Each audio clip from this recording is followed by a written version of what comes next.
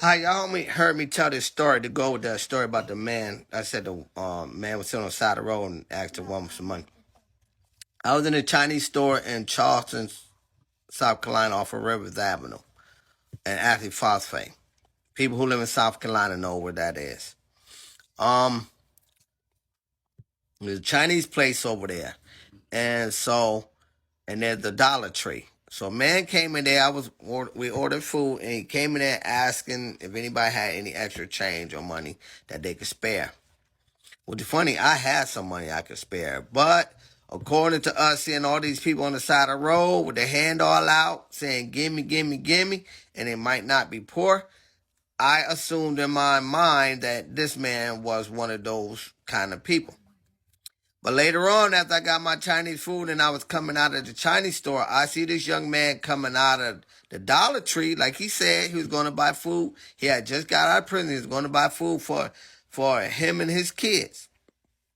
And I seen a man coming out of the Dollar Tree with bags of food. Imagine how I felt and I didn't give that man no money. So, you never know who you might be entertaining. You might be entertaining angels unaware. But the scripture that was found when I said that we have the measure of faith is found in Romans chapter 12, verse 3. Let's go to it. Romans chapter 12, verse 3 says, "For I say, through the grace given unto me, to every man that is among you, not to think of himself more highly than he ought to think, but to think soberly according as God has dwelt to every man the measure of faith." So first of all, we don't need to think more highly than we ought to.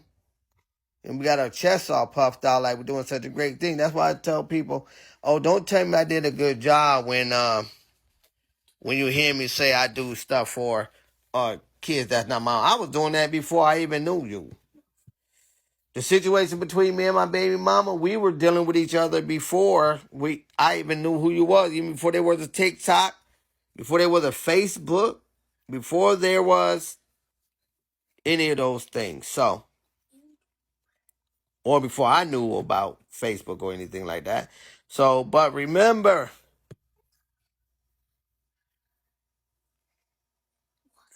if you love God first and then your neighbors, you wouldn't do anything